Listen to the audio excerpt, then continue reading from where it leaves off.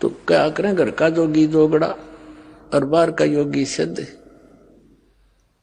तो गांव में इतनी कदर नहीं थी उस, क्योंकि लाल की परख करनी थोड़ी हुआ करें।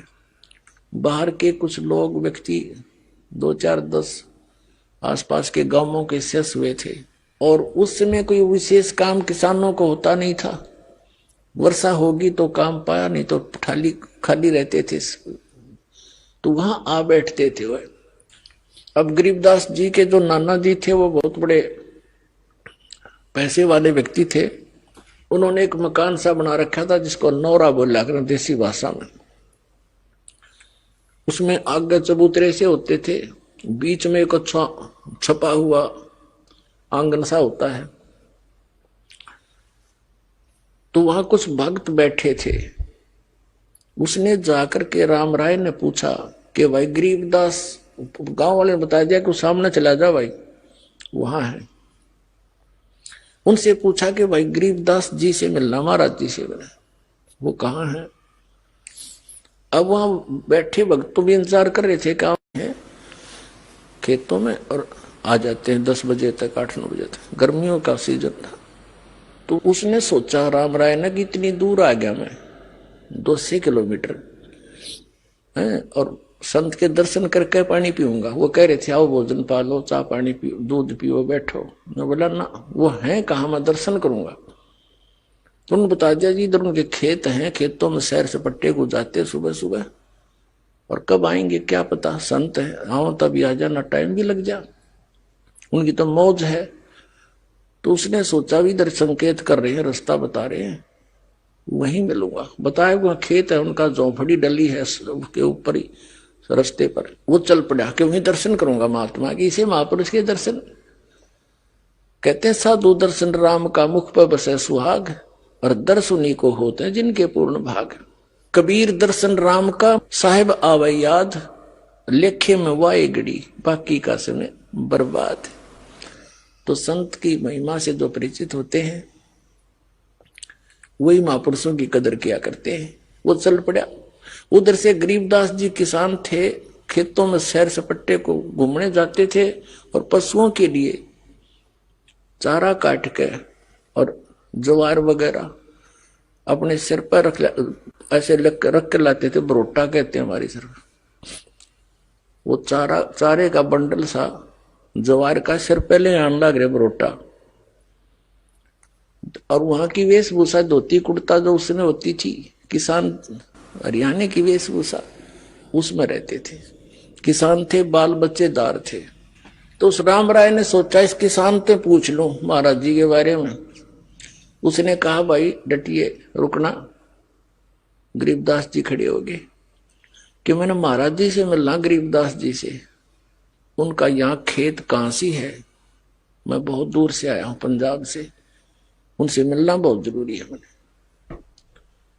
अब गरीबदास जी तो अंतर्यामी थे, उन्होंने सोचा यदि मैं न्यू कहूंगा इसने कि मैं हूं भाई गरीबदास, बोल क्या कहेगा, क्या बात है।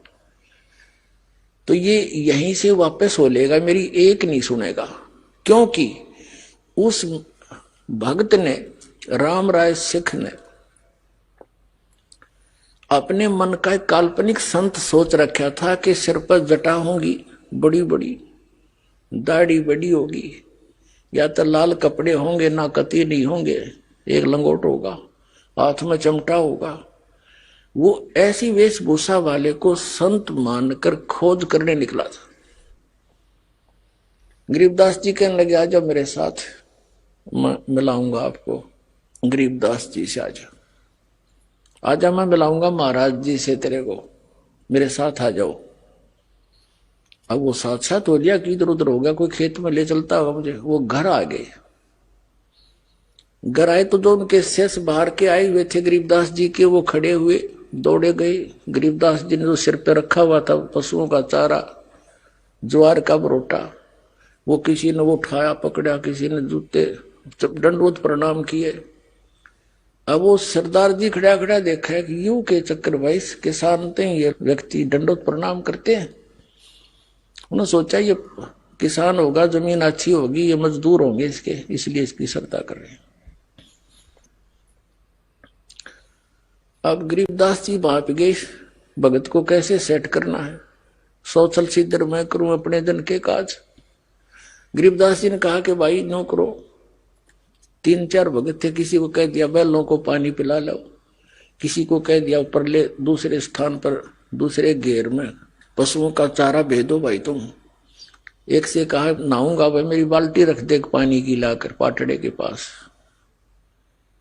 ऐसे देसी व्यवस्था से नहाते थे गांव में। तो उन्होंने सब अपना काम कर दिया, उनको इधर उधर भेज दिया। वो दोनों रह गए, आदरणीय गरीबदास साहब जी और जिज्ञासु राम राय दास जी सरदार जी। वो क्या सोच रहा था कि मैं अच्छा मूर्ख भाई देख 250 किलोमीटर आ गया, अरे यू संत बतावे। उनसे पूछा भाई ये कौन है, उन्होंने कहा ये तो है गरीबदास जी। वो उनके चेले चाले थे, फिर वो चले गए। उसके मन में उथल पुथल होगी कि देख कितना मूर्ख मैं, ना कोई पूरा जानकारी ली है। ये तो मेरे जैसा किसान जमींदार ये है, और किताब देख खोदा पहाड़ निकली चुईया, वह भी मरी हुई। अपनी सोच से वो ऐसा सोच रहा था कि मैं तो गलत आ गया, ये महात्मा है, ये तो किसान आदमी है कि। अब गरीबदास जी जान रहे थे भगत का के समस्या आ गई है, उसको सेट भी करनी थी। उनको कहा कि बैठ जाओ भगत जी। सामने 4 पाई पर संकेत कर दिया, वो बैठ गया। बैठे ही और कि अगर भूखा मेरा रोटी तो खाऊंगा, और नहीं तो ये सोच कर बैठ गया, फिर चलेंगे। बात तो बिगड़े गई। अब वो नहा रहे थे, गरीबदास जी स्नान करके, पहले एक धोती होती थी, अब भी है गांव में, जैसे भगत यहाँ मानते धोती हमारे हरियाणा के, उसको धोती बोलते हैं। और उसी का एक हिस्सा होता है जिसको एज ए बेल्ट बांध लेते हैं, उसी के हिस्से को जुड़े जुड़ाए को ऐसे गोड़ गोड़ करके ऊपर का बांध लेते हैं। उसने अड़बंद बोल रहे, हड़बंद। गरीबदास जी जब नहा लिए, धोती लपेट ली, और वो धोती का शेष हिस्सा एज ए बेल्ट बांधना होता है। उससे कहने लगा कि भाई राम राय ये झुमकरा। अब उसने गांव में भी झुमकरा कहा करते, किसको, उस राम राय को, क्योंकि वो ज्यादा संकी टाइप आदमी था। गांव में भी उसका नाम झुमकरा काट रखा था। और यहां भी वो अविश्वास सा करके उथल पुथल हो रहा था, झूम रहा था उसके दिमाग। और उसने गांव में भी झुमकरा कहा करते, और गरीबदास ने भी उसका नाम झुमकरे से संबोधित कर दिया। तो चौकन्ना होया कि भाई इसने मेरा झुमकरा नाम क्यों कर पाया। जैसे एक आदमी के 2-2 नाम होया कर गांव में विशेषकर। तो खड़ा हुआ, कहा करे झुमकरा एक बैदरा, मेरे हाथ का चोट लग गई उंगली का वहां खेत में, और यू काम नहीं करती, मेरे या गांठ लगा दे, अड़बंद बांध दे, धोती की बेल्ट बांध दे मेरा। वो लगा ऐसे गांठ लगा के। अब जैसे उस धोती के शेष लास्ट वाले सिरे को ऐसे कर लेते हैं, ऐसे ऐसे करके उसको फिर नू बांध दिया कर चारों तरफ कर ला के। अब वो नू लाकर गांठ लगाना चाहे, शरीर गांठ लगानी होती है, बस गांठ ऐसे शरीर के अंदर से निकला हो गरीबदास जी के वह धोती, और उस कपड़े का गांठ लग जा।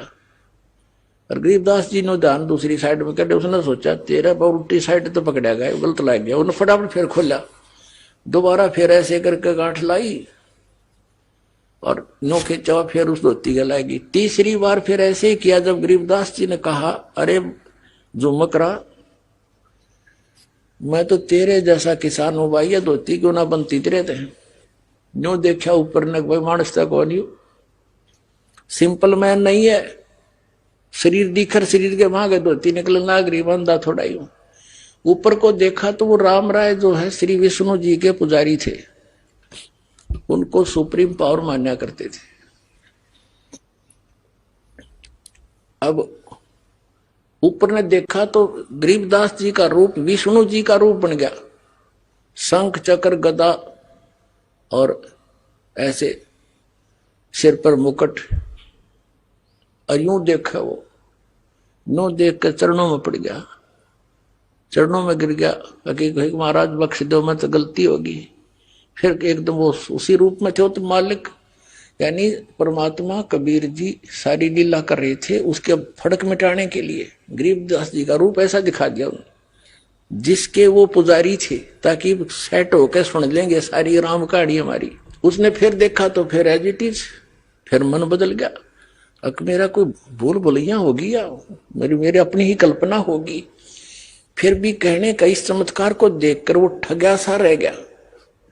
उसने वहां से जाने की इच्छा व्यक्त नहीं करी। पहले उसको खाना खिलाया कि रोटी खा, फिर बतलावांगे बाद में, भोजन पा, छक पहले भगवान का प्रसाद।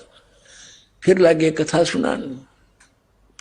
अब क्या कहने लगे, और राम राय जो मकरा कहने लगा कि हे भगवान, ये ज्ञान जो आप बता रहे हो कि इन ब्रह्मा विष्णु महेश से भी ऊपर कोई और परम शक्ति है जिसको मैं आंखों देख कर आया हूं, तो आपकी बात पर अविश्वास नहीं हो सकता। सारा गांव गवाह कि ये तो मर गए थे, वैसे चले गए थे, फिर आए, ऐसे बोले। तो गांव वाले भले ही ना मानते थे, पर उस पुण्यात्मा का तो सारी बात जचे थी, क्योंकि आदरणीय नानक साहब जी को परमात्मा ऐसे लेकर गए थे, फिर वापस छोड़ा था। हम सुल्तानी नानक तारे दादू को उपदेश दिया, जात जुलाहा भेद न पाया, वो काशी माहे कबीर हुआ। तब उसने पूछा कि हे भगवान, ये ज्ञान तो आज तक किसी ने नहीं बताया हमारे तई। तब गरीबदास जी कहते हैं, तत्व भेद कोई ना कहे रे झूमकरा, ये पैसे ऊपर नाच सुनो राई झूमकरा। कोटों मध्य कोई नहीं रे झूमकरा, अरबों में कोई गर्क सुनो राई झूमकरा। कहते हैं कि ये तत्व भेद कोई ना कहे रे झूमकरा, सब पैसे ऊपर नाच सुनो रे झूमकरा। सब ने अपना दुकान खोल रखी, नकली संतों में तो इन ब्राह्मणों ने। और कहते इस तत्व वेद का ज्ञान देने वाला जो मैं बता रहा हूं, उस तत्व ज्ञान को बताने वाला, कोटों मध्य कोई नहीं रह झूमकरा, यानी करोड़ संतों में नहीं मिलेगा तुझे इसके बताने वाला। अरबों में कोई गर्क सुनो रह झूमकरा, अरब मनुष्यों में, अरब मार्गदर्शकों में कोई एक मिलेगा तेने। गर्क, गर्क का अर्थ होता है संपूर्ण ज्ञान युक्त, कंप्लीट इन ऑल रिस्पेक्ट, यानी उसको पूर्ण ज्ञान हो परम पुरुष का, और वो पूर्ण कंप्लीट कोर्स हो मोक्ष मार्ग का, सारे मंत्र सही हो जिसके पास, कहता वो अरबों में मिलेगा तुझे वो संत। जैसे गीता जी अध्याय नंबर 7 के श्लोक नंबर 19 का ये भावार्थ समझाने के लिए दास ने यह सारी अमर कथा सुनानी पड़ी महापुरुषों की।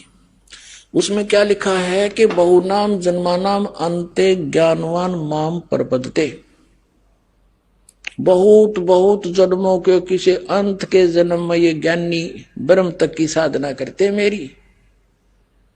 लेकिन वासुदेव सर्वम इति, सम आत्मा सो दुर्लभ है, ये कोड वर्ड है। कोई बालका ये कोई आम कवि की लिखी हुई गीता है, ये कोड वर्ड है। और कोड वर्ड को, कोड वर्डों को यानी सांकेतिक शब्दों को टीचर ही समझ सकता है। और ये नकली टीचर थे, इनको समझ में नहीं आया, इनको इनकम्प्लीट कोर्स था इनका। जो ये हमारे धर्म गुरु थे, आचार्य शंकराचार्य, ब्राह्मण मंडलेश्वर, जितने भी थे हिंदू धर्म के, इन पुराणों का ज्ञान नहीं। और तो गीता को तो समझेंगे कैसे, वो तो सिंपल ज्ञान था, उसमें स्पष्ट लिखा है इनका जन्म मृत्यु होता है, ब्रह्मा विष्णु महेश की माता पिता कौन है, ये आज तक नहीं समझ पाए। तो क्या बताया है कि वासुदेव सर्वमिति स महात्मा सुदुर्लभ है, ये बताने वाला कि वो वासुदेव यानी सर्वशक्तिमान, सबके ऊपर कंट्रोलर, यानी जिसकी सत्ता सबके ऊपर है, वो कुल धनी ही पूजा के योग्य है, वही मोक्षदायक है, वही पाप नाशक है, और वही सारे ब्रह्मांडों का सभी का जनक है, वो सभी आत्माओं का पिता है। केवल उसी की ही भक्ति करनी चाहिए, ये बताने वाला संत महात्मा तो बड़ी मुश्किल से मिलेगा अर्जुन। तो यहां गरीबदास जी भी वही कह रहे हैं कोटों मध्य कोई नहीं रे झुमकरा, अरबों में कोई गर्क सुन रही झुमकरा, तत्व भेद कोई ना कहे रे झुमकरा, ये पैसे ऊपर नाच सुनो रही झुमकरा।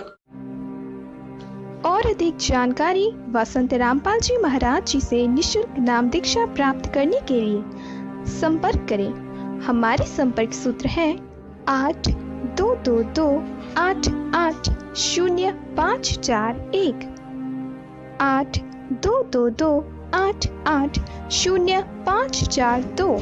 आप नीचे स्क्रीन पर दिए गए हमारे अन्य नंबरों पर भी संपर्क कर सकते हैं। विजिट करें हमारी वेबसाइट पर। हमारी वेबसाइट है www.jagatgururampalji.org।